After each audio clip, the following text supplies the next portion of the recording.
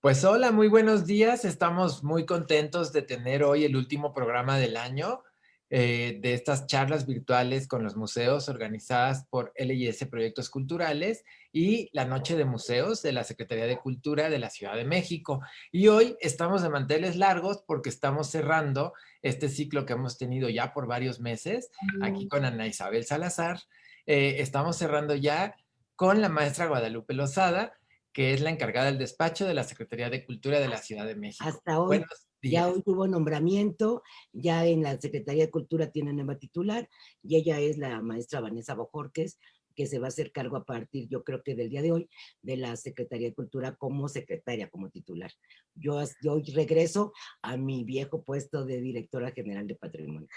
Ay, Lick, pues muchas gracias por darnos la primicia. Estamos dando una primicia, fíjense, no teníamos nosotros ese conocimiento, Lo pero, acaba de anunciar la jefa de gobierno hace 20 minutos.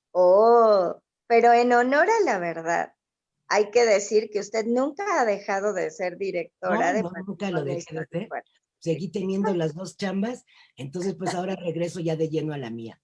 Así es, pues muchas felicidades por todo este tiempo, gracias por todo el tiempo que como responsable del despacho nos dio y pues yo estoy muy contenta porque sigo teniendo a mi jefa, a la Gracias. directora de patrimonio y también por la maestra Vanessa Bojorges, quien es una estupenda persona y Así. profesional. Yo creo que vamos a estar muy bien. Y le vamos a dar todo nuestro apoyo para que le sea leve, porque vaya que sí es chamba, ¿eh?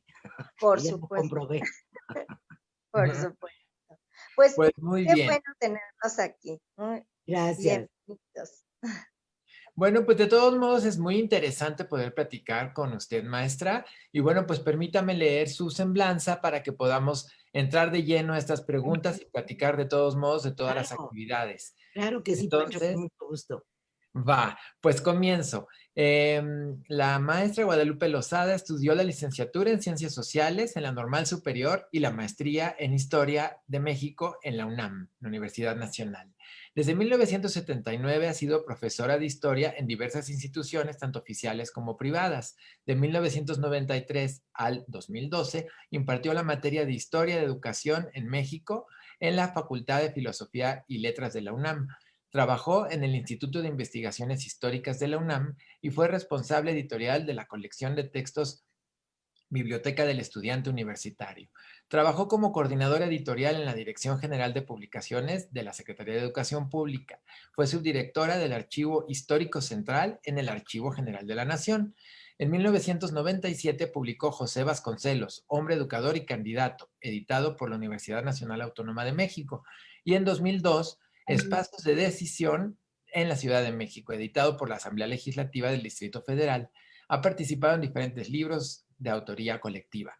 Durante 4 años fue directora del recinto de homenaje a don Benito Juárez y del recinto parlamentario en Palacio Nacional.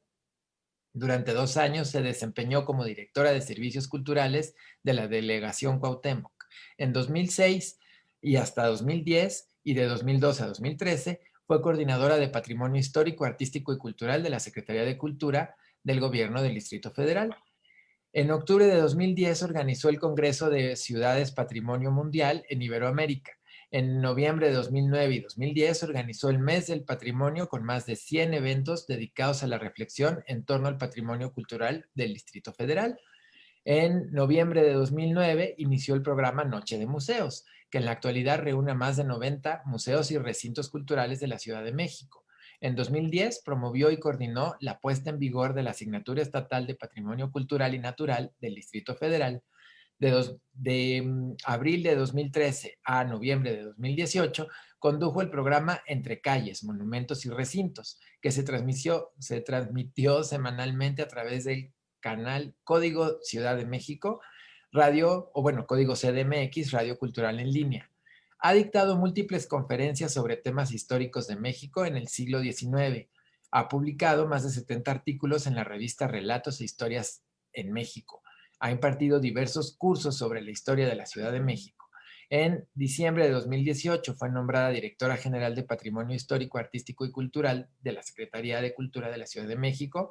A partir de agosto, y bueno, hasta hoy, es encargada del despacho de la Secretaría de Cultura de la Ciudad de México. Bueno, pues con esta larga semblanza comenzamos el día de hoy y tenemos algunas preguntas aquí preparadas, maestra, para conversar con usted. Yo creo que viendo que usted es amante del patrimonio, yo creo que sería muy bueno comenzar con esa pregunta. ¿Cómo define el patrimonio? Bueno, por supuesto el patrimonio tiene múltiples definiciones, pero bueno, primero también saludo a Ana Isabel, que es querida, no te había saludado públicamente, nos habíamos saludado antes de entrar al aire. Gracias, gracias, gracias. Y gracias a ti, Pancho, a Ana Isabel y por supuesto a Lisette, que está atrás de cámaras, por la invitación a colaborar con ustedes en estas charlas, ¿no? Pues mira, yo creo que el patrimonio, pues como digo, tiene múltiples versiones porque la gente cuando piensa en patrimonio piensa en dinero y no piensa en patria y no piensa en padre. Y eso, siempre piensa su patrimonio, pues lo que tengo en el banco, mi casa, mi biblioteca, mi coche, eso es mi patrimonio. El patrimonio es la patria, es todo. Viene de nuestros padres, es lo que hemos heredado.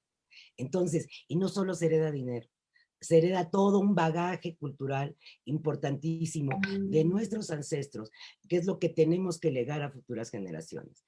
Entonces, no solo se refiere a dinero, sino se refiere también a lo que es nuestro entorno, nuestra vida cotidiana. En este caso, cuando hablamos de patrimonio cultural, pues evidentemente nos referimos, por un lado, al patrimonio edificado, que serían todas estas construcciones que le dan identidad a las ciudades y a los pueblos, y por otro el patrimonio inmaterial o intangible, que son aquellas tradiciones, aquellas fiestas, aquellas músicas, aquellas leyendas, todo esto que conforma también nuestro ser y nuestra herencia y nuestra historia, ¿no? La comida, Lick, Por eso, también, ¿no? lo que O sea, conforman a nosotros, lo que nos wow. hace distintos, lo que Sí. nos hace diferentes, lo que nos lleva a tener una identidad, porque eso es lo que la gente no entiende.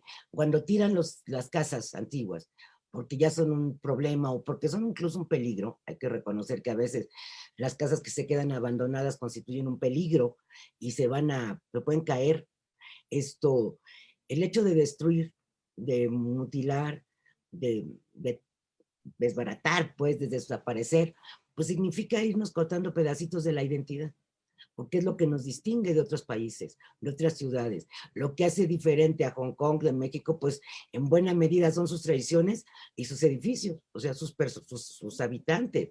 Entonces, cuando de repente empezamos a copiar la, la forma o los edificios o la forma de las calles o el urbanismo de otros lados, le va perdiendo la identidad muy importante, ¿no? Por ejemplo, hace poquito tenía yo conversaciones largas con las señoras de un grupo muy activo que tú conoces de San Ángel, que están muy enojadas porque están pavimentando parte de las calles de empedrado de San Ángel, y cualquier otra gente podría decir, ¿y qué? Pues mejor que sean de cemento para que se pueda circular mejor. Claro que no, es lo que hacía diferente a San Ángel, o hace, y ellos están peleando porque se ponga el empedrado como debe ser, y se les va un tiempo largo en estar en eso. A lo mejor, insisto, mucha gente diría, ay, ¿qué importa? Es más ágil. No, es parte de la identidad de un lugar y eso hay que conservarlo, sobre todo en el caso concreto de San Ángel, que está protegido, ¿no? Eso es fundamental. Ay, sí. Pues yo ya desde ya estoy así, mire, ya me tiene como siempre bien atenta a todo. Y Pancho y todos los que nos han seguido en estos 3 meses de programa, pues yo les quiero también públicamente confesar que, que lo que yo tengo en cuanto a este amor por el patrimonio, la parte del conocimiento de todo y lo que sigo aprendiendo, en gran parte se la debo a la licenciada Guadalupe Lozada, que está Gracias, aquí. gracias. Ha sido mi jefa, mi maestra, me ha inyectado este amor por toda nuestra identidad y lo nuestro, y creo que lo mismo ha hecho con mucha gente, con mucha, ya nos habla de grupos vecinales, de compañeros, hemos ido con niños, ¿verdad, Lick? A hablarles. Ay, pero eso estuvo muy guay. Hemos hecho Yes. cosas muy bonitas con niños, sí. Muy bonitas. No, es Así que es. qué interesante, Ana Isabel, y qué gusto ver este amor y este cariño con el que te refieres a la maestra. Y bueno, pues será por algo, ¿verdad? Porque seguramente la maestra nos ha dado pues mucha información, mucha historia, mucho que reflexionar, ¿no? Y ahorita que nos habla de esto tan simple como las piedritas de las calles de San Ángel, pues es importante entender que esa fisonomía, ese aspecto de la ciudad es algo que se ha construido a lo largo del tiempo y que es importante conservar, evidentemente, ¿no? Y justamente esta pregunta que tengo aquí lista, ¿considera que la comunidad tiene que ser responsable de la preservación del patrimonio? Indispensable. Mira, es indispensable. Yo sé que es un trabajo arduo, ¿eh? O sea, y primero que nada, pues también agradecerle a Ana Isabel, por supuesto, las palabras, pero por supuesto también su compromiso. Creo que eso es muy importante y no es que nos estemos echando flores mutuamente, es que hemos trabajado juntas más de 10 años y por eso sabemos de qué hablamos. Pero creo que es fundamental, ¿eh? O sea, mira, yo me canso de decirles a los vecinos, ellos ya me lo han oído. Nosotros como autoridades no podemos hacer todo. Yo no me puedo ir a parar enfrente de la máquina retroexcavadora, porque además ni tengo autoridad para hacerlo. No lo voy a detener, me va a pasar encima. O sea, son los vecinos quienes tienen que estar encima de las autoridades responsables del cumplimiento de un trabajo.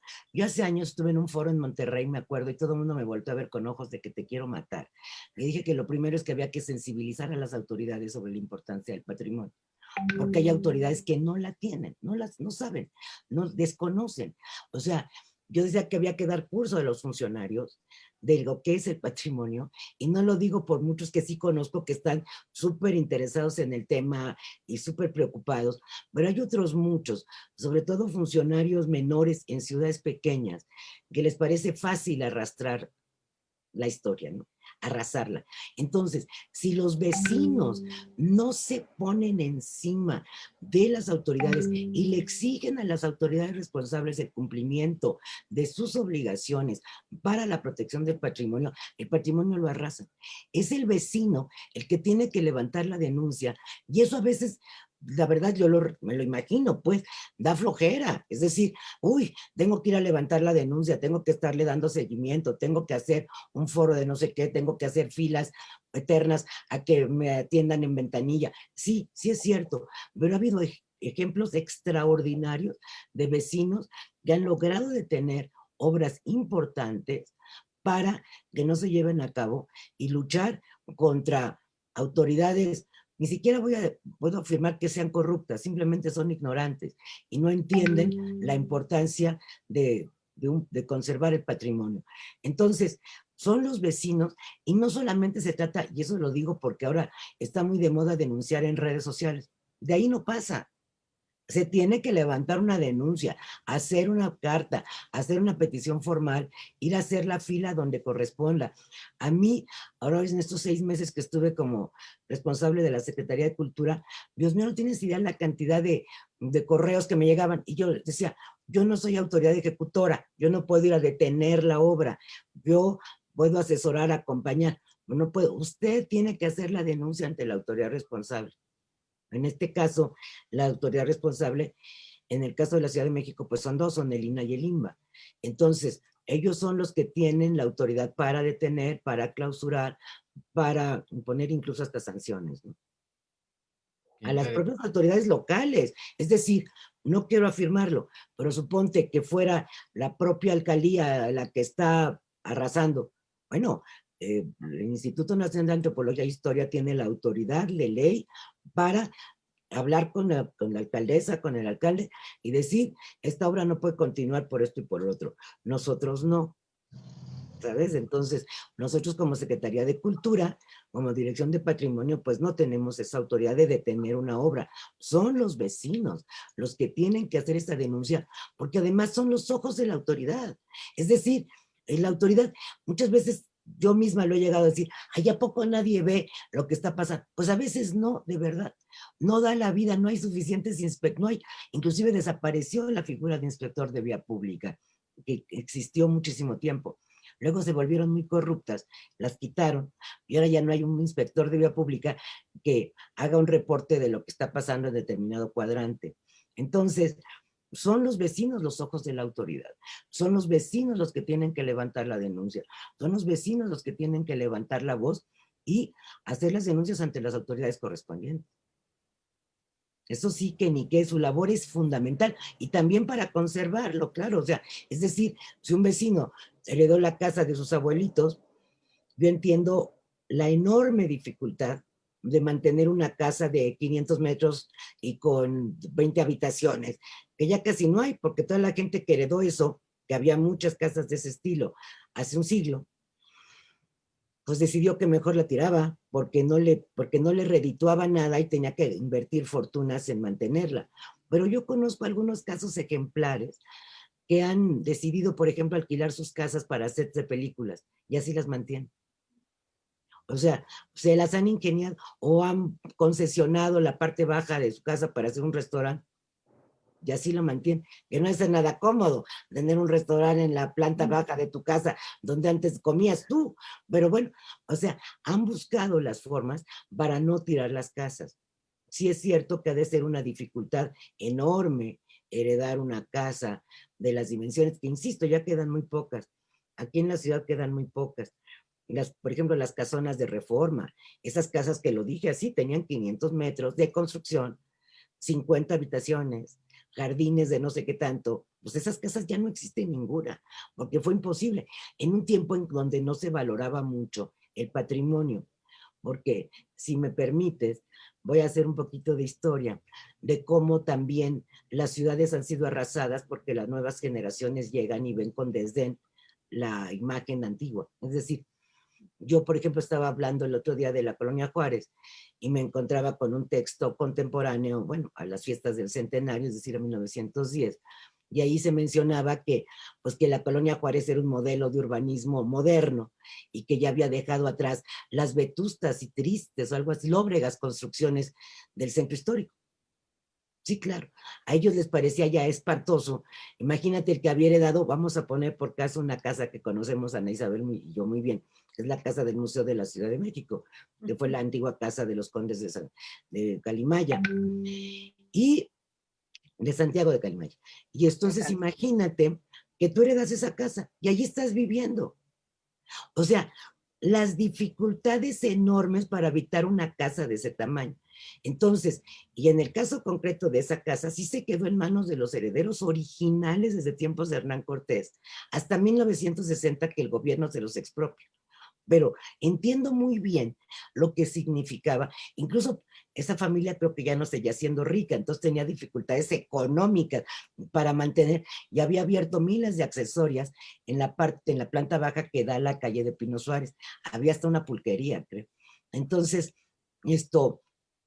vendían muchas cosas, porque se las tuvieron que ingeniar y el segundo patio lo habían convertido en vecindad. O sea, porque no había manera de mantener una casa de ese tamaño, que también era set de películas. Yo alguna vez vi una película, que luego no me acuerdo cómo se llama, que se desarrollaba allí, en la casa del Museo de la Ciudad. Pero lo que quiero decirte es que en este texto publicado en 1910, se hacía ese comparativo. La gente que tenía dinero todavía, pues se iba a vivir a la Juárez. O sea, dejaba atrás esas lóbregas casonas heredadas de la época colonial. Cada época ha desdeñado mucho la arquitectura recién pasada. Es más, si tú me preguntas ahorita, yo en general detesto la arquitectura de los años 70. Y si a mí alguien me dice que van a tirar un edificio de los 70, digo, no me importa. Bueno, es un horror lo que estoy diciendo, porque de aquí a unos años alguien va a decir, pero ¿cómo aquella se atrevió a decir esto? Así pasaba. Todas las épocas en este país, desconozco qué pasa en otros, han desdeñado la arquitectura anterior y estamos en busca de lo moderno, de lo nuevo, de lo cómodo. Entonces, desafortunadamente, gracias a esas modas o debido a esas modas, se ha perdido mucho. Ya ha perdido mucho de las fisonomías de las ciudades. Aquí, cuando menos yo hablo por la ciudad, por país, como país, Guadalajara, Chihuahua, Monterrey, Mérida, han perdido una cantidad porque pues se van hacia lo moderno, ¿no? El Paseo de la Reforma perdió por completo su identidad. Tú ves una foto todavía de así, y digo, para nosotros a lo mejor es mucho hablar de 70 años, pero tú ves unas fotos de hace 70 años, todavía conservaba muchísimas casas de las originales de Reforma. Hoy creo que quedan 2 o 3 y de las chicas, de las grandes ya ninguna. Cierto.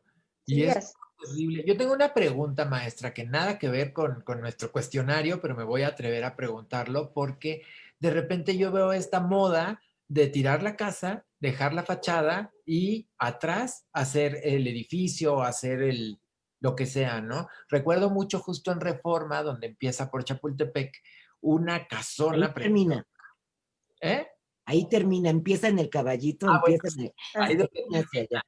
esta casa que antes era una discoteca llamada El Divino, Ay, eh, de repente, pues me acuerdo que me metieron un montón de tecnologías, movieron todo y luego construyeron este edificio gigante, ¿no? Lo mismo por el Ángel de la Independencia del lado de la colonia Cuauhtémoc, también hicieron lo mismo con otra casa. Entonces, enfrente del Metrobús Hamburgo hay una que si ustedes pasan por ahí sobre Insurgentes verán solamente la fachada.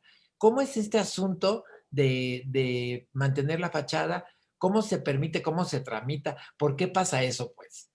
mira, yo te voy a decir una cosa, pasa porque se permite. O sea, a lo mejor estoy diciendo algo políticamente incorrecto, pero porque se permite.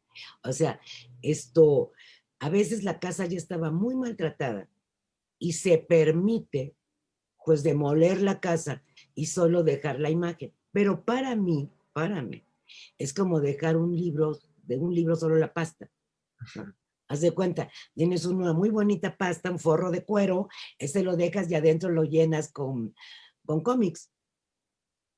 O ujú, sea, entonces tú lo ves en un librero y dices, ay, qué bonito, lo sacas y son cómics de Archie, ¿no? O sea, ujú. ¿cómo? ¿Dónde está lo que dice aquí que es? Nada, ya se perdió. Entonces, creo que un poco pasa así. O sea, se ha permitido y habrá mil razones para que se permita, pero en realidad, porque además también vamos a la parte práctica. Si yo fuera la autoridad responsable de dar esos permisos y le exijo al dueño, no la tires, la tienes que conservar intacta, me va a decir, no tengo dinero. Claro. O Y sea, ahí aplica como este dicho, ¿no? De lo perdido, perdido lo lo que hallado. parece. O sea, sí, porque en realidad me voy a la parte práctica. Yo, insisto, es como el libro sin contenido, solo la pasta. Pero también entiendo, no ha sido mi caso, pero si heredas esas casonas y las heredas en calidad casi de ruina o muy descuidadas, en donde hay que empezar a invertir desde el piso, el techo, la instalación de eléctrica, la del agua, la del gas, tiene termitas por todos lados. Híjole, o sea, ¿cómo empiezo? Goteras. O Está que son varios, ¿no, Lick? O o que sea, que no tienen, es un solo también son heredero. varios, pero que tiene hundimientos diferenciales, que de un lado está chueca, que hay que meterle desde los cimientos. Entiendo que eso de ser una pesadilla, pero también entiendo, te repito, que hay gente que se las ha sabido ingeniar estupendamente para poder asociarse con alguien, recuperar la casa completa y darle un uso nuevo, porque realmente el uso, el patrimonio tiene que ser algo vivo. Es decir, yo no quiero conservar ruinas, ni pretendo, ni nadie, ni la UNESCO. O sea, es decir, se trata de que el patrimonio sea vivo y en algunos casos hay alguien que utiliza la palabra sustentable, o sea, que se sostenga a sí mismo. Entonces, sí, se han ido, híjole, perdiendo a veces algunos valores patrimoniales importantes. Se ha conservado algo de esa casona, por ejemplo. Ya no, ¿sabes? Se me vienen muchas ideas a la cabeza. Se nos pierde mucho porque, porque a veces no hay manera de conservarla. O porque no se las, voy a usar una palabra, se las ingenian para buscar cómo le hago para no tener que tirar la casa de mis abuelitos. O sea, y que la pueda conservar en su mayor parte. Pero pues muchos, como dice Isabel, en parte porque deben de ser muchos, a veces muchos herederos. y prefieren venderla pero hacen un pacto con los nuevos dueños para que no tiren la fachada. Y Bellas Artes da esos permisos porque, insisto, pues de que se pierda toda a que se conserve cuando menos una imagen, pues ya es una ventaja, ¿no? Cuando menos, es conservarla así. Entonces, pues, Claro. sí es difícil la decisión, yo creo, de dar la autorización, pero es mejor conservar algo a perderlo por completo, yo creo. Entonces, Sí, no me porque por gusta. lo menos este paisaje de ciudad, pues Y el lo paisaje seguimos urbano, que es viendo, tan ¿no? Este importante y que paisaje mucha gente urbano. ignora. Otra cosa, ¿no? El famoso paisaje urbano.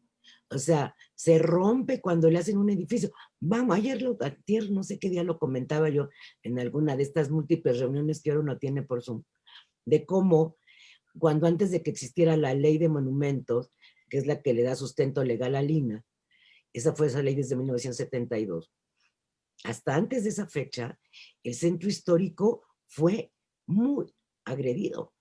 Puedes caminar por Madero y encontrarte esos inmundos, porque insisto que a mí no me gusta la arquitectura de los 70s, edificios de sus centros joyeros, en pleno Madero, o sea, con aluminio y con letreros, perdón, o sea, la calle más importante y más antigua del centro. No, perdón, la más antigua está Cuba y Moneda, pero Madero también es de la traza original española, no de la mexica, no de la española. Y dices, Dios santo, ¿quién permitió eso? Y ya existía el INAH. El INAH existe desde 1934, pero creo que no tenía los suficientes dientes hasta que se crea la ley del 72. Entonces, antes del 72, bueno, a ver, ¿ustedes creen que siempre existió 20 de noviembre? Claro que no. Esta avenida de 8 carriles se hizo a costa de tirar 2 kilómetros de casas, porque era una callecita que cruzabas dando 2 pasos. Entonces, ¡guac! Pues tiraron 2 kilómetros de casas y de manzanas. Eso fue en los años 30. ¿Hubo alguien que levantara la voz? No, no. Las cosas que uno se entera, ¿verdad, don Isabel? Sí, pues sí, y ahí es como dices, sí es cierto, la comunidad, pero es que somos todos, ¿no? Esta parte de el patrimonio es nuestro, o sea, es mío y es de ustedes, es Sí. de cada persona. Esto es lo que a mí me apasiona de esta parte, ¿no? El saberlo que tenemos ese privilegio, pero que también lleva una serie de compromisos y que los compromisos tienen que ser pues mucho más desde corazón, yo pienso, ¿no? Para mí esta palabra de conservar, De mente, ¿no? de darte cuenta de la importancia. Claro, este vínculo como sano en toda relación, donde tu cerebro y tu corazón se conectan y dicen, eso me interesa, ¿no? Eso sí es parte de mí y la palabra conservar para mí tiene mucho, mucho significado, ¿no? Porque justo es, Claro, como como decía bien la licenciada Lozada, es nuestra identidad. Sí, Ujú. súper interesante. No, Pancho, y esto es una probadita. Sí, es lo que Bueno, estoy con viendo. la LIC nos podemos quedar en un solo pequeño tema, yo creo que todo el día. es que además te voy cambiando mucho, ¿no? Voy abriendo muchos nuevos temas, entonces nunca acabamos. También es eso. Me pregunto una cosa y me voy con 10. Sí, o sea, Lo que estoy también me viendo es pasa. aquí en el Facebook, ya empezamos a tener un montón de mensajes y quiero comentar algunos porque hay cosas muy divertidas. Por ejemplo, Héctor Macías dice, gracias maestra, saludos y abrazos. Qué gusto verla, aunque sea a la distancia. Marita Igualmente. Reyes manda saludos. ¿Quién Jenny oye? de Jesús, Marita, Mara Reyes. Ok, Eh, muchas gracias. Jenny de Jesús Díaz dice, muchas gracias querida maestra por todas sus enseñanzas. Muchos nos hemos formado con usted y seguiremos protegiéndolo. Eh, Gracias.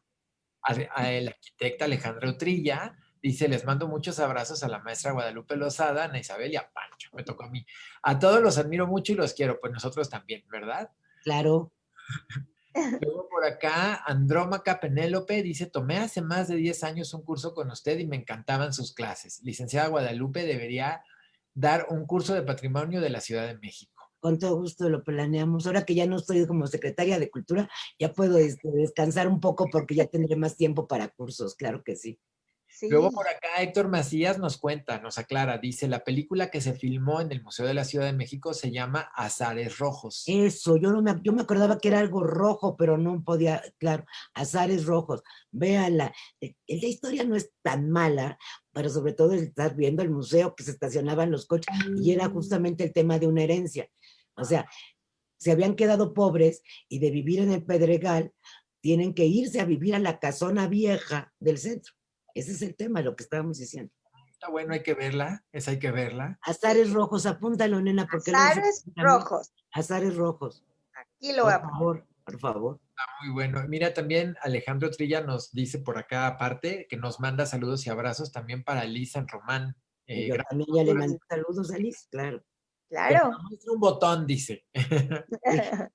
Y bueno, por último, toda una escuela, la licenciada Guadalupe Lozada León. Gracias por tan rica charla, ya extrañaba sus pláticas. Un gran abrazo. ¿Quién nos dice eso, Alejandra? No, es Telina Curi. Ah, ok, qué linda. Muchas gracias, querida. Gracias por el saludo. Gracias. Se pone bueno el chisme aquí en el Facebook. Se También está poniendo muy bueno. manda muchos saludos. A mi querida y admirada maestra Lozada, dice Adrián Martínez. Bueno, al rato seguimos. Ay, Adrián, qué gusto, gracias. Y ya continuaremos porque yo creo que de lo que tenemos que hablar ahora es del tema de los museos. Maestra, para usted, ¿qué significa el museo, el tema, el concepto museo en la vida cultural? Pues el museo es el lugar de las musas, ¿no? O sea, pensemos en eso, que es el lugar que nos inspira, es el lugar que nos da pues la visión de una parte del mundo. Creo que el museo nos debe de servir para acercarnos con nuestras realidades, con diferentes etapas, no solo de la cultura, o sea, es encontrarnos con nosotros en un espacio cerrado, pero que nos lleva a encontrarnos con nuestra historia, con nuestra cotidianidad, con nuestra vida. O sea, es que la gente no entiende a veces, perdón porque me refiero a la gente, porque yo siempre digo que cuando digo así es porque yo sí lo entiendo. Entonces, hablo de otros. A veces la gente no entiende que la historia es nuestro presente también. O sea, yo me refiero siempre a los museos de historia, porque son, pues digamos que es mi tema, pero los museos de arte igual, ¿no? Tienen una parte fundamental de nuestro ser. Entonces ahí nos vamos a encontrar con nosotros en el museo. Y eso es lo que a veces la gente lo ve como se veía en el siglo XIX, que eran los repositorios de curiosidades.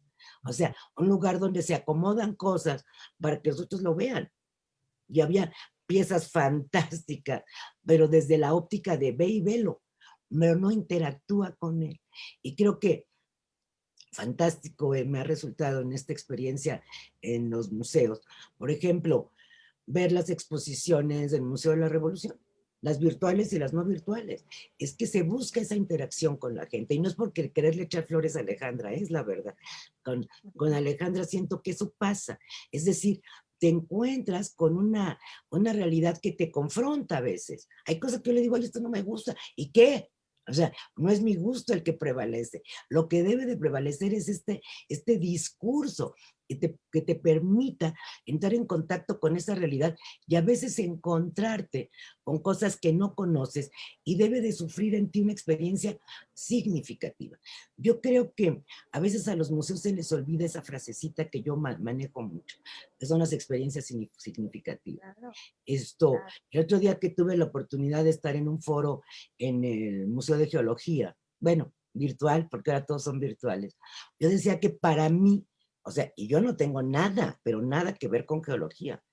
Mis encuentros con el Museo de Geología, todos habían sido experiencias significativas. Es decir, todas las veces que fui, era encontrarme con cosas distintas que yo no conocía, iba aprendiendo. Entonces, eso creo que es lo fundamental, darle a la gente aquello que sin saber necesita conocer. Es decir, yo qué voy a saber que necesito conocer de rocas, nada. Pero cuando voy, me doy cuenta la importancia de las diferentes rocas. ¿Por qué? Porque además hay guías, que bueno, Isabel habla muy bien cuando habla de mediadores, que son los que te ponen en contacto. O sea, si tú vas y nomás lo recorres, pues, ay, pues qué bonitas piedritas, ¿no? también. Pero si alguien te está explicando y te dice por qué son importantes estas rocas y qué parte tuvieron que ver en la formación del planeta o de otros planetas, o por qué son importantes las meteoritas y el mamut, bueno, X. O sea, te van dando una idea de tu mundo y nada más alejado de mis estudios, ¿eh? De toda la vida, historia y la ciudad y la tal. Pero se convierte en una experiencia significativa. Entonces ahí las musas de la inspiración también te llegan y te llegan a tocar la sensibilidad de tu alma, que eso es lo más importante. No se trata de exponer por exponer, se trata de conectar con el que va a ver la exposición, con el que va a entrar a tu museo. Ese es el tema, conectar. Conectar la historia, la cultura, las ciencias, las artes, con la gente que va. Creo que eso es la parte más importante de lo que debe de ser un museo. Ay, sí, es tan bonito ir y como bien dice, encontrarnos incluso con nosotros y con otros, ¿no?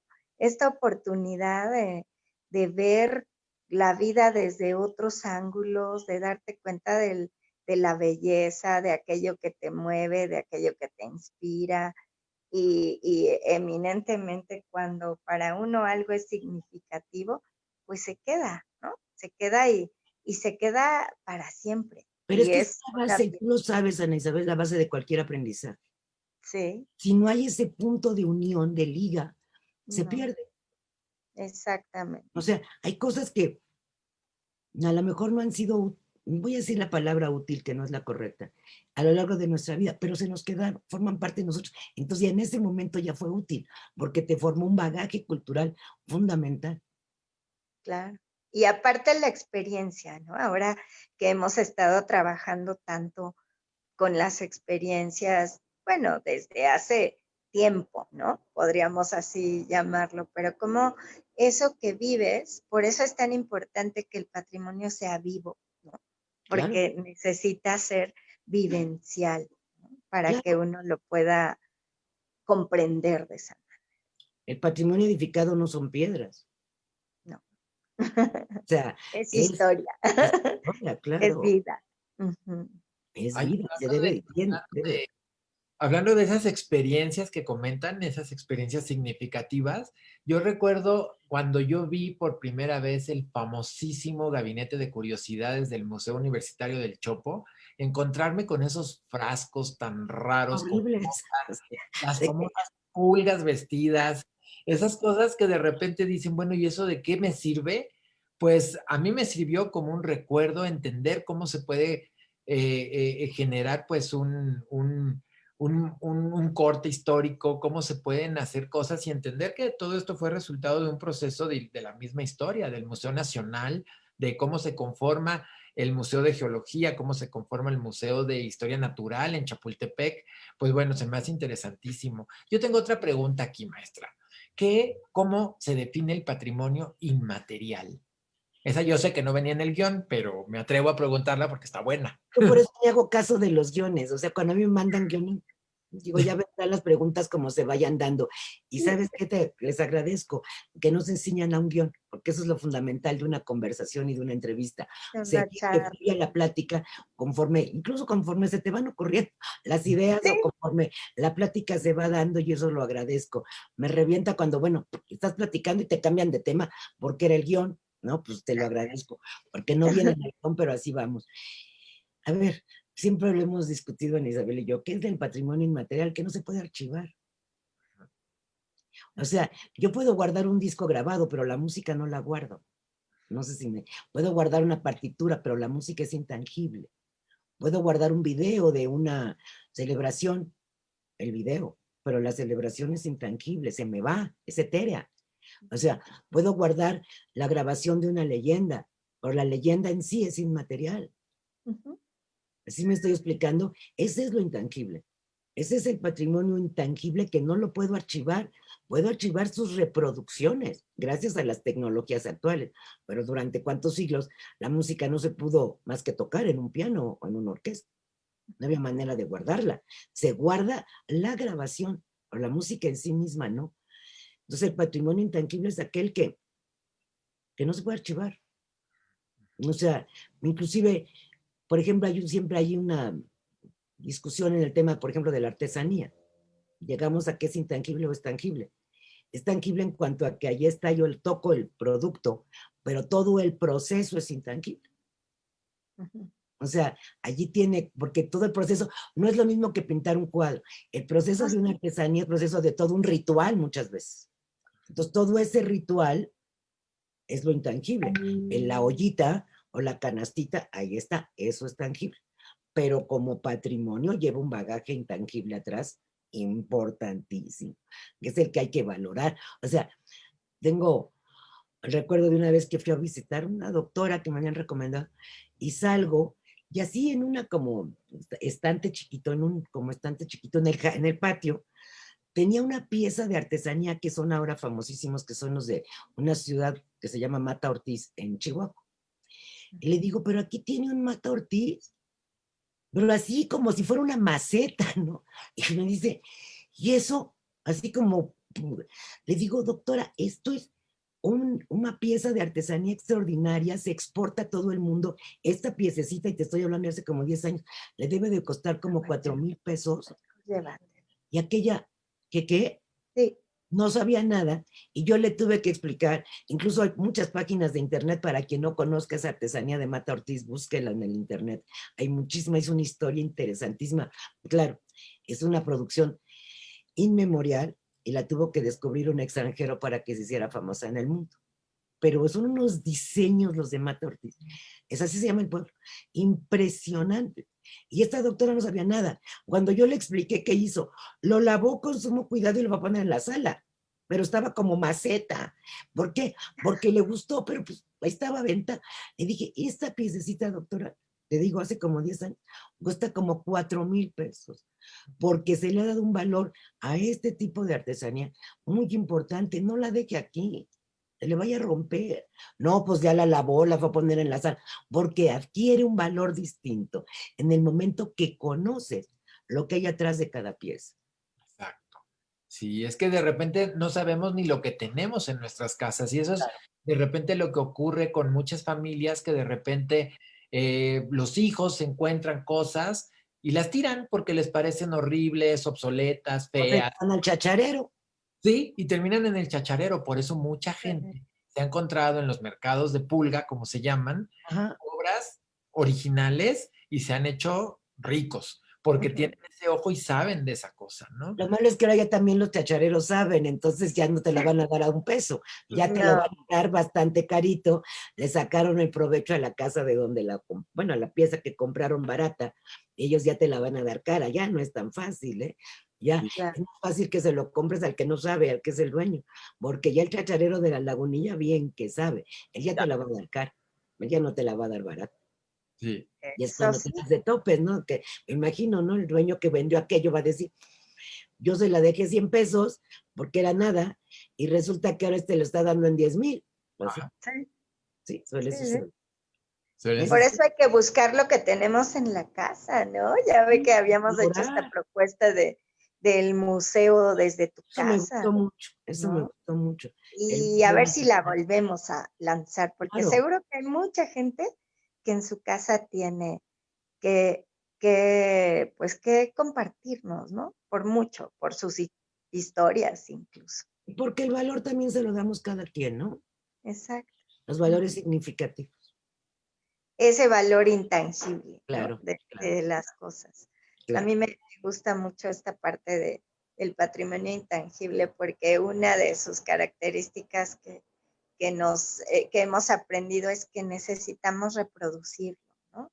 Que está en nosotros también que una tradición o que algo como lo es, por ejemplo, el altar para Día de Muertos, lo necesitamos reproducir para que siga viviendo, ¿no? Porque bien nos dijo la licenciada, no lo podemos conservar o Aquí tener ahí siempre, ¿no? O sea, tenemos testigos, podríamos así llamarle, pero el patrimonio como tal, el intangible, depende mucho de nosotros. exacto. Ujú. Ay, no, pero bueno, yo creo que se nos puede ir aquí la hora completa en platicar de estas cosas tan interesantes y hay algunas preguntas que sí están en el guión y que me parecen muy importantes. Por ejemplo, ¿dónde surgió la motivación, maestra, para crear Noche de Museos de la Ciudad de México? Pues Es ya lo decir, ha dicho muchas veces Ana Isabel y cada que lo veo que lo cuenta tiene razón, en atraer nuevos públicos. O sea, ya me lo preguntaron hace poquito cuando fue el aniversario. Me preguntaron, hice una entrevista rápida en Canal 11 y aunque salió de 3 segundos, un poco más larga y exactamente la pregunta era esa. Lo que pasa es que no solo es buscar a los jóvenes, sino es buscar a todos los que no tenían la costumbre de ir a los museos. O sea, yo me cansaba de repetir que teníamos muchísimo público cautivo en el centro, porque surgió a partir de una idea del centro. Que trabajaba en el centro, pasaba enfrente de las cosas y ni cuenta se daba o ni sabía o ni se interesaba. Y eso fue lo que me gustó mucho que salió en los relatos del año pasado. Gente que inclusive llevaba a otros amigos, ven, vamos al museo. ¿Cómo que al museo? ¿No? Qué flojera. Entonces, quitarle la idea de la flojera del museo, abrir la posibilidad de que hubiera, se encontrara con estas realidades de las que hemos hablado. A partir de abril, cuando nosotros empezamos, Diana Isabel pues fue pionera junto conmigo de este proyecto, Sí. era, abran sus museos. Ni siquiera les pedíamos, hagan algo, porque todos ponían cierta resistencia, es decir, pues es que imagínate, la verdad sí que flojera.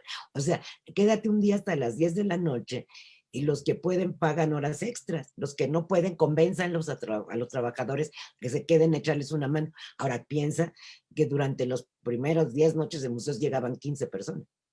Entonces, yo recibí, incluso me acuerdo mucho, esta gracia me da, reclamos, oye, es que no llega nadie. Y yo, ¿qué quieres que haga? ¿No? Que vaya con una escoba y meta a la gente. Este es un experimento y estamos tratando, yo no puedo ir con una pala o con una escoba metiendo a la gente a cada museo.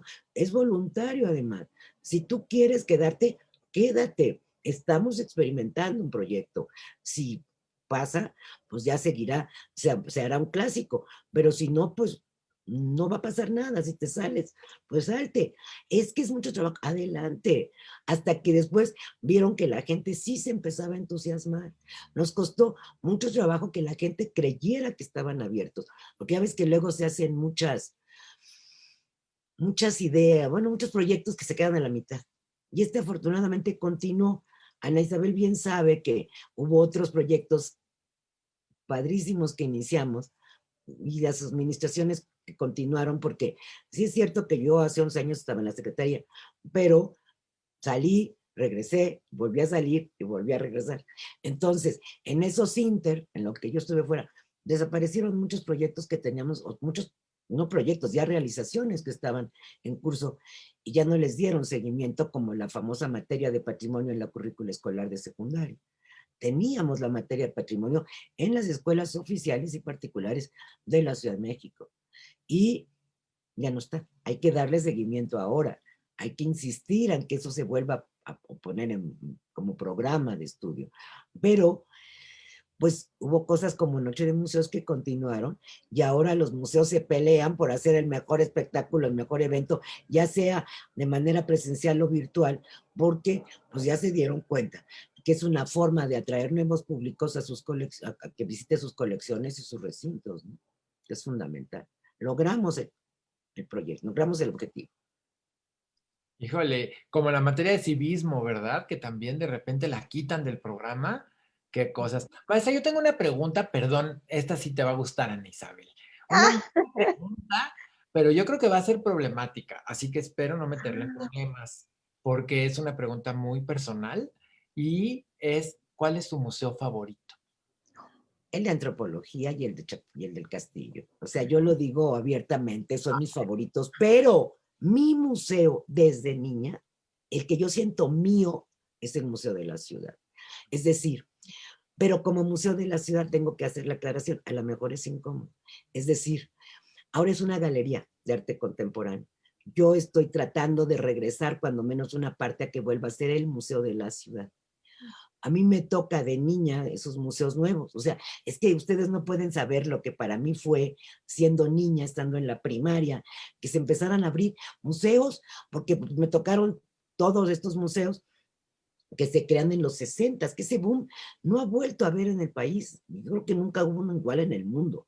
O sea, nomás, en el mismo gobierno de López Mateos, que fue 64-70, se abre, no, perdón, 58-64, perdón, me equivoqué, excuse me, 58-64, 64-70 es Díaz Ordaz, ahí ya cambia la cosa, pero 58-64 es López Mateos, en ese.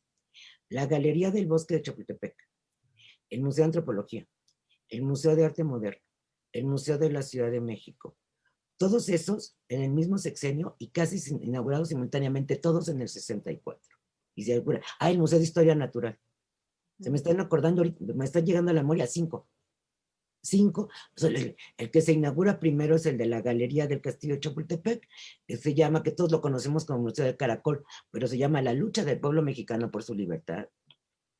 Es así se llama. Esto, es decir, fue el primero de todos estos. Imagínate el tamaño, siendo niña de primaria, que puedas ir a conocer estas cosas, que te enfrentes con el Museo de Antropología, que a todos nos ha tocado siendo niños ir a conocerlo, pero me tocó estrenarlos, vamos a decir así. Me toca de niña ir a descubrir ese mundo. Pero cuando yo conozco el Museo de la Ciudad, que todos lo sabemos, todos los que lo han visto lo saben, tenía una maqueta, bueno, todos los que no son no solo de mi generación, generaciones posteriores lo saben, como el caso de Ana Isabel, porque pues, se los contamos muchos, y porque la gente que es de mi edad o más chica todavía, sigue preguntando, o digo, no chica, porque yo sea chica, sino más hacia abajo, pues, siguen preguntando por esa maqueta que ocupaba todo el segundo patio del Museo de la Ciudad. Entonces, ir como niña a ver esa maqueta y encontrarte con que podías localizar tu casa y era un relato de cómo vivía la ciudad y desde que se apagaban las luces, bueno, que salía el sol en la mañana y empezaba a oír el ruido de cómo funcionaba la ciudad hasta en la noche que se oscurecía y se prendían los foquitos. Era una maravilla. O sea, ese es mi museo. Ese museo que me hizo conocer a la ciudad y quererla, que me hizo descubrir la historia de la ciudad, que tenía unas imágenes, unos cuadros gigantescos, que tú como niña te sentías pequeñita en esa casa con ese patio hermosísimo. Ese es mi museo, ese museo de la ciudad. Yo lo hice mío desde que tenía 8 años. O sea, es mi museo.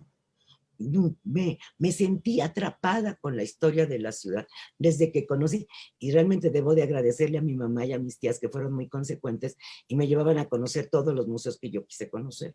Hasta se aguantaron llevarme al de arte contemporáneo que no les gustó nada. A mí tampoco mucho, porque tampoco entendía, pero quise conocer todos. Es que imagínate la experiencia de un niño de que tiene 10 años y empieza a descubrir que hay nuevos museos en su ciudad y que los puede conocer todos. Entonces, pues eso fue así como una maravilla y por eso digo que ese museo de la ciudad es mi museo. Entonces, pues ese es mío, yo lo hice mío desde que tenía 8 o 10 años, no sé cuánto, pero desde que lo conocí. Esas experiencias significativas. Volvemos a lo mismo. Ay, sí me gustó mucho tu pregunta, Pancho, y sobre todo la respuesta. Mira, ahora, mientras nos estaba contando, Lick, yo vi a Lupita, ¿no? A esa Lupita chiquita ahí, con sus ojos viendo todo y aquí y allá, y seguro la revolución en la cabeza, y ahora la Aprendí veo. el museo de memoria, porque yo le pedía cada 8 días que fuéramos.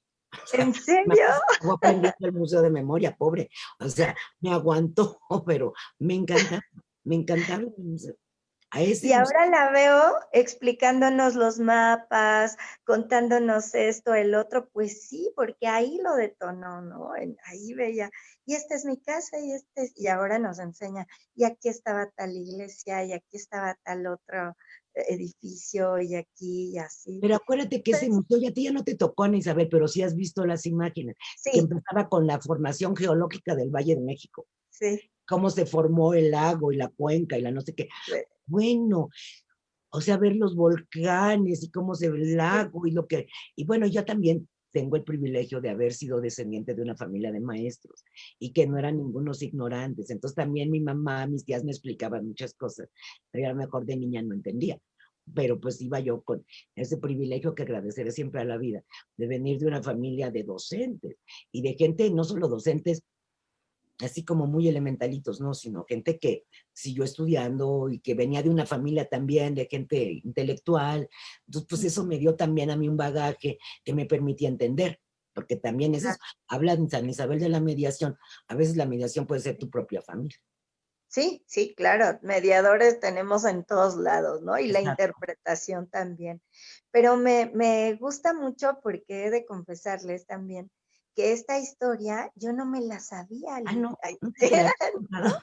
Esta historia no me la sabía tan como así, tan rico, como tan platicada, como esta parte de que ya me imaginé todo. Creo que así, no. Sí me tocó en el Museo de la Ciudad mucha gente que llegaba y nos decía, pero ¿y las maquetas? Y no sé cuánto. Y yo así de las maquetas, pues ¿De qué me hablan? maquetas. Pero sí nos pusimos a investigar y ahí está lo rico también de cómo aprendemos entre todos y de todos, ¿no? Porque esa gente, a mí me tocaba atenderla como guía primero y después como responsable de servicios educativos en el museo, etcétera, en el Museo de la Ciudad. Y ellos te contaban la historia. Entonces, gracias a esas historias que ellos nos contaron, pues nosotros teníamos ya referencia para buscar esas fotos, etcétera, y hacer un poco ya más alusión a la gente de aquella época de primera del Museo de la Ciudad, donde estaban las maquetas, ¿no? Entonces, Exacto, exacto.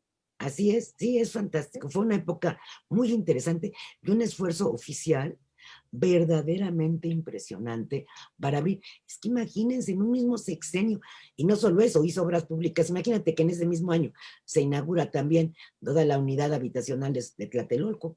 no, O bueno. sea, Uh-huh. imagínate la cosa que fue toda esa inversión pública en mucha parte, gran parte en la cultura y esta parte en la transformación urbana de una parte fundamental de la ciudad, ¿no? 64, el año crucial para esta ciudad que se cambió de todo a todo.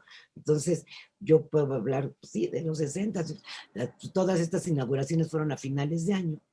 Entonces, yo puedo decir que mis encuentros, pues, puede haber sido en el 65, o sea, por ahí, o sea, más o menos.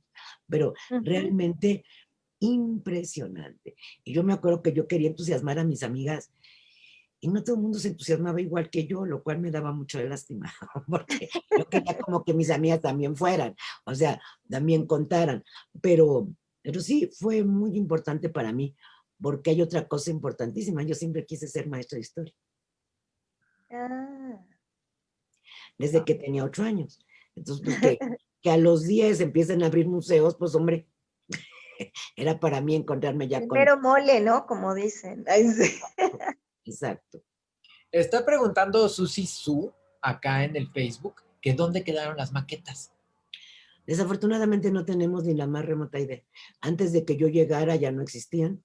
Creo que fue ahí por alrededor del año 2000, una cosa así, entre 2000 y 2006, que, los desbarataron. No tenemos ni idea de dónde fueron a dar.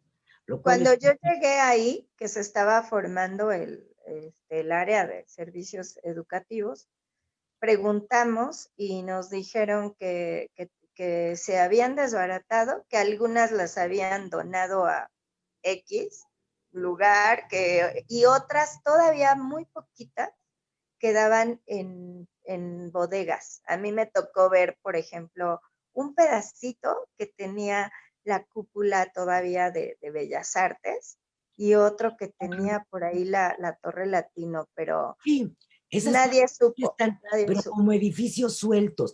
Pero Sí, esos edificios como, sueltos no estaban en la maqueta. La maqueta era de tamaño mucho más pequeñito. pues Esos entonces, edificios sueltos estaban como piezas, y te digo que me acuerdo, uh-huh, estaban como piezas sueltas, digamos en vitrinita, del ah, barroco. Y entonces estaba el Pocito, o ajá, las fiestas del centenario, y estaba el Ángel. Pero oh, era por eso, porque sí, eran para estas etapas, ¿no? Para demostrar una etapa urbanística de la ciudad. sí, esa es lo que yo supe y ya, mira, ya tenemos más claro el asunto, pero ¿dónde están? ¿Quién sabe? ¿Quién sabe? Ay, sí. Ay, oigan, pues ya se nos está acabando el tiempo. Yo quiero pedir si nos regala unos minutitos más, maestra, porque me quedan un par de preguntas. Ya no, no, no es cierto, sí, ya no. Ay, sí. Yo quiero que nos enseñe su taza, esa donde está tomando su cafecito. Dice recorrido Tepeyac, Sí. porque por el Qué Tepeyac. Es bonita. una litografía del siglo XVIII hecha taza, porque cuando yo no trabajo en gobierno hago recorridos. Y Eso es entonces, lo que quiero preguntar. Quiero que nos cuentes sobre estos recorridos que hace pues los jueves, ¿verdad? A las 7 de la no, noche. esa es una clase, digamos. Ah, es una Entonces, clase. vamos a decir clases, conferencias, charlas, que se llaman la ciudad de Guadalupe. Pero cuando no trabajo en el gobierno o no tengo un trabajo fijo, me gusta mucho organizar recorridos a pie por la ciudad. Ajá. Entonces, el primero que organicé, estando fuera de la secretaría, fue por el Tepeyac, y un amigo que se llama Gabriel Barajas nos hizo favor de hacernos esas tazas con la imagen del Tepeyac en el 18, entonces por eso aquí lo tengo. Ok, ok, ok. Y entonces, y bueno, ¿y dónde podemos escuchar estas charlas? En la página de la secretaría, y también la comparte Noche de Museo, si no me equivoco. Sí las compartes, ¿verdad, Isabel? Pasan los jueves, y también está en YouTube, y allí los encuentran poniendo entre comillas la ciudad de Guadalupe, completa, porque Sí. van a aparecer muchas cosas. Si lo pones sin comillas, aparece una cantidad de cosas, porque mezcla las palabras, pero si lo pones con comillas la ciudad de Guadalupe, ya llevamos como 30 o 40, no sé cuántos, empecé desde mayo. Ya, Entonces, salen toda la serie, entonces estaría muy bien que lo busquen en YouTube. Y como nos decían, estos cursos, pues sirvan estos videos muy bien para conocer la ciudad. Los invitamos ahí a buscarlo en YouTube. sí, ahí están.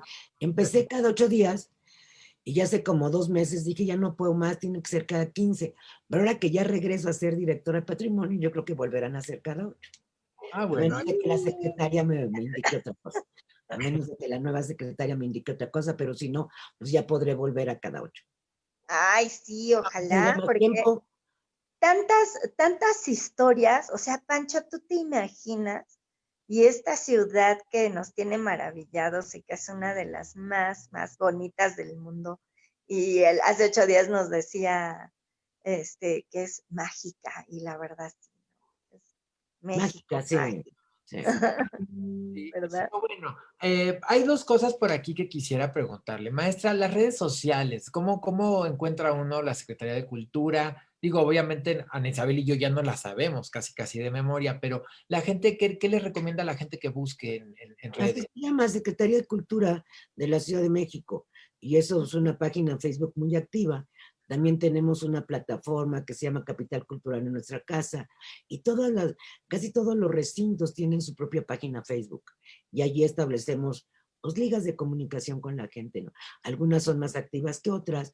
La Secretaría tiene muchas áreas, algunas, insisto, tienen mucha actividad, como el área de vinculación cultural comunitaria tiene una actividad impresionante, porque tiene muchos talleres, muchas cosas, y ahí se comparte, ¿no? Entonces sí les recomiendo pues que busquen, primero que nada, la página de la Secretaría, porque ahí los van a ir redireccionando para todos los eventos que hay en línea, porque la Secretaría supo transformarse extraordinariamente en estos meses para convertirse en una secretaría que acerque la cultura a la gente de manera virtual. Eso está Y muy gracias a usted, Lick, por todo este tiempo que también nos ha impulsado y apoyado para que esta virtualidad siga, y nuestro apoyo completo, incondicional, como usted también ya lo decía, a nuestra nueva secretaria, la maestra Vanessa Borges. Esperemos seguir haciendo todas estas cosas virtuales, ¿verdad, Lick? Exacto, exacto. Así estaremos. Así estaré. ¿Y tienes pregunta secreta, Ana Isabel? Tengo la última pregunta secreta para terminar.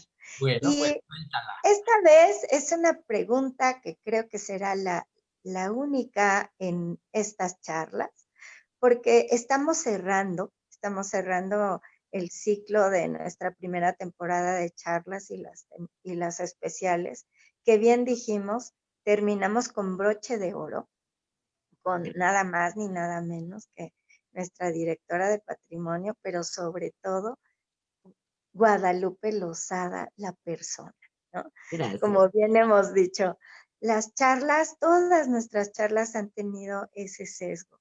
Sabemos que estamos hablando con personas que son representantes de museos, de instituciones, de un trabajo muy fuerte, pero que todos somos personas, ¿no? Que tenemos una vida propia, y que hoy la licenciada Lozada nos ha contado muy padre esta parte de niña que me encantó, pero que vamos a vivir un tiempo único, ¿no? Estas fechas que vamos a pasar en casa, creo que son únicas y yo apostaría mucho a nuestros deseos del corazón, de los regalos de Navidad, nuestros de nuestro adiós a este 2020 y de nuestros propósitos de año nuevo. Y entonces en esta tónica, yo le preguntaría a Lick,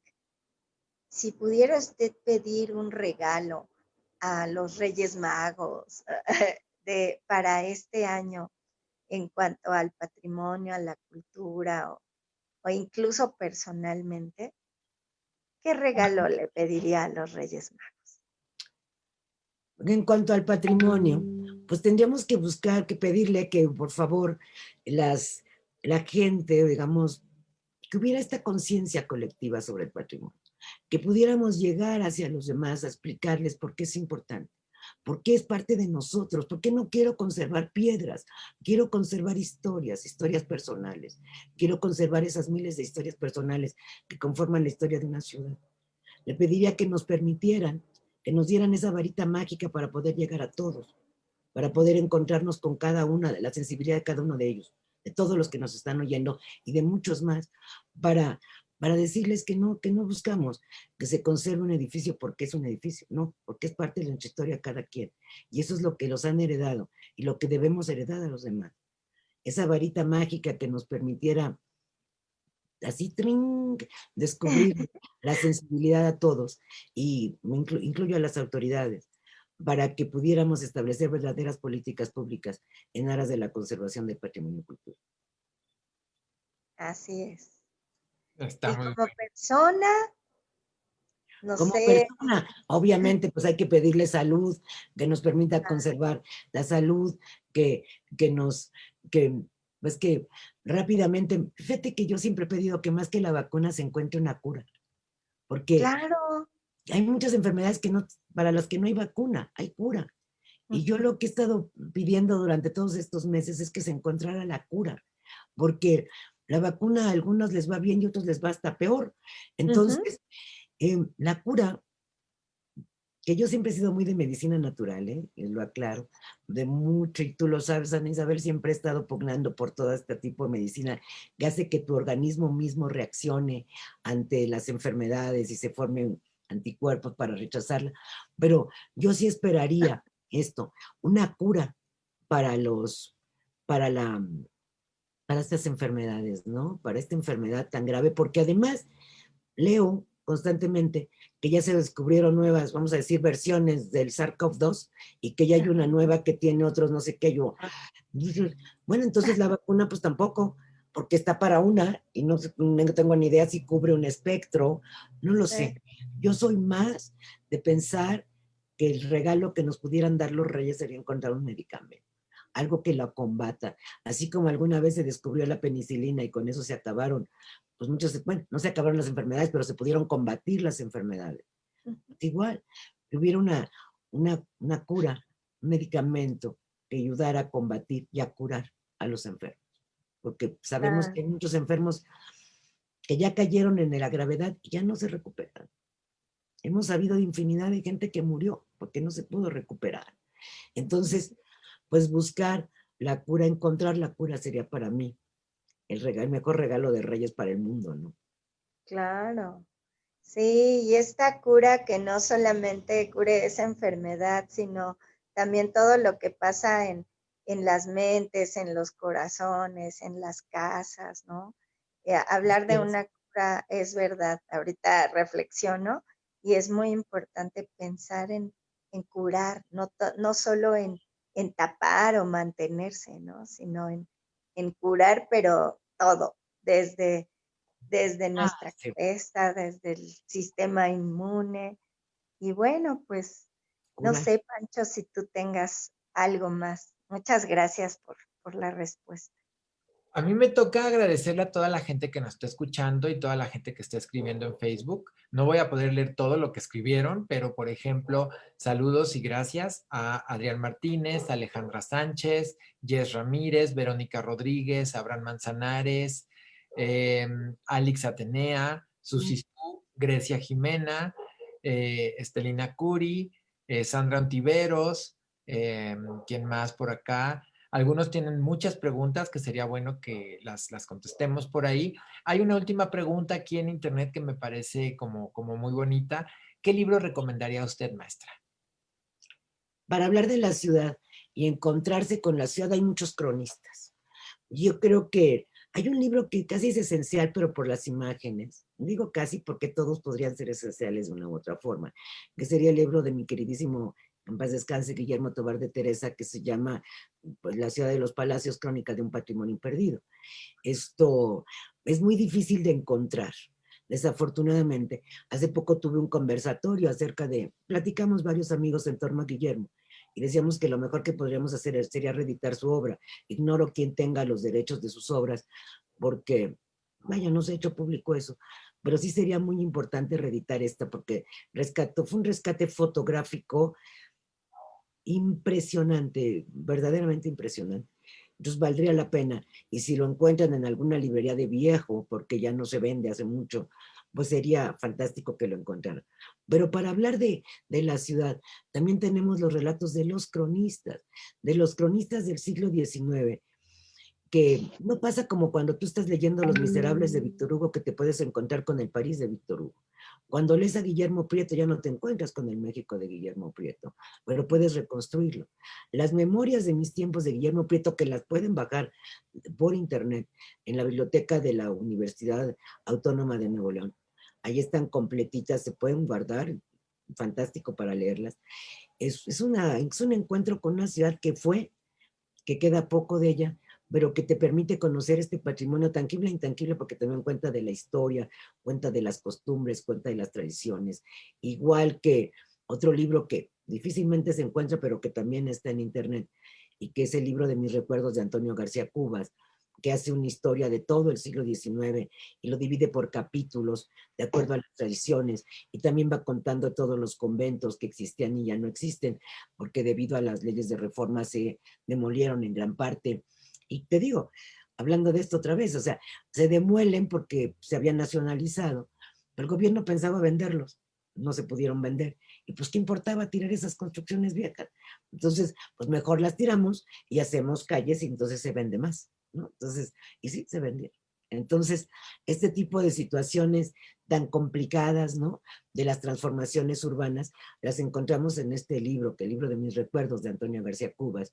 Y podemos, desafortunadamente, hay muchas historias, pero incompletas o parcialmente contadas, o algunos matices que no son ciertos y cosas así.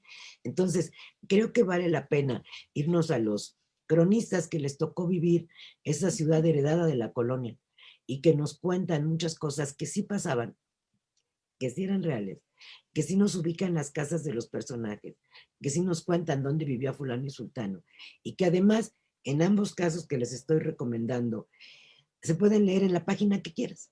No es una historia continuada. Puedes ver el índice y empezar a leer donde mejor te plazca. Entonces, para mí, la imagen del libro de Guillermo Tovar de La ciudad de los palacios, crónica de un patrimonio perdido, las memorias de Guillermo Prieto y el libro de mis recuerdos de Antonio García Cubas serán una delicia. Por supuesto, los viajeros. Me olvida, por ejemplo, mencionar a la marquesa Calderón de la Barca con su libro de la vida en México. Esa creo que es la mejor crónica de la ciudad del 19, también con historia. Ella está aquí en 1840 y creo que se va en el 43. Es extraordinaria narración de la vida en la ciudad. Y pues hay varios, ¿no? De cronistas Y hay otro libro que también te habla bastante de la ciudad, aunque no es el tema principal. A los que les guste la historia lo puede ojear muy a gusto y enterarse de muchas cosas, que son las memorias de doña Concepción Lombardo, viuda de Miramón, la esposa de Miguel Miramón, que es un libro enorme, pero que también, esa sí es una delicia leerlo por etapa, así de corrido. Es fantástico y también te remite mucho a la historia de la ciudad. Y no es porque yo los quiera llevar a conocer, o sea, no sé que yo sea conservadora, no, pero creo que Miramón, no lo creo. Miramón es el único general conservador al que yo le tengo gran respeto. Tuvo una vida íntegra y creo que en ese sentido hay que respetarlo, que pensara de distinta manera que uno, y lo respetaban también mucho los liberales. Entonces, pues leer las memorias de su viuda, pues son muy importantes y te va a dar mucha historia sobre la ciudad.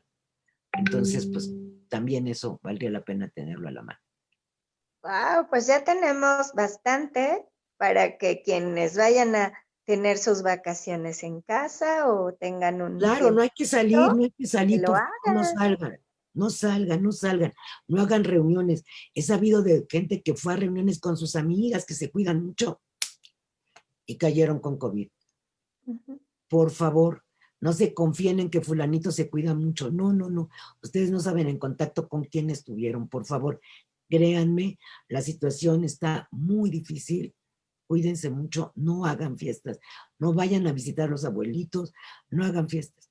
Nadie sabe con quién puede estar el contacto y a lo mejor cada quien es asintomático y estamos contagiando a la persona de enfrente. Por favor, cuídense mucho. Sí, y Pues vamos muy buenos diferente esta Navidad. muy buenos consejos nos da, maestra. Pues muchas gracias. Bien lo acaba de decir Ana Isabel. Vamos diferente la Navidad. Y bueno, pues ahora sí que yo creo que ya no podemos abusar más de su tiempo, maestra. Sabíamos que íbamos a superar récords de tiempo y seguro de seguidores y todo con este programa. Así es No, que yo creo que podríamos quedarnos hasta las muy 2. agradecidos. Pero bueno, pues bueno, a nosotros nos queda nada más que agradecerle, maestra, por este tiempo, por esta charla tan divertida. Hay muchas preguntas en Facebook por contestar, así que les voy a pedir a las dos que le echen un ojito y contestemos todas estas preguntas y muchos saludos. Y bueno, pues por último, también recordarles que este fue nuestro último programa del año, pero volvemos el 7 de enero con el segundo ciclo, la segunda temporada de charlas virtuales con los museos, con nuevos museos y con nuevos espacios. Y vamos a seguir platicando aquí en este espacio de LS Proyectos Culturales en coordinación con Noche de Museos. Así que, pues bueno, no sé, ¿algo más, maestra? ¿O algo No, menos? pedirnos y decirles, agradecerles a ustedes que me hayan invitado a este programa y a todos los que nos escuchan, pues también gracias por estar ahí atrás de la pantalla viéndonos y muchas gracias. Voy a buscar la página para también poder responder sus preguntas, sus comentarios y pues reiterar el consejo.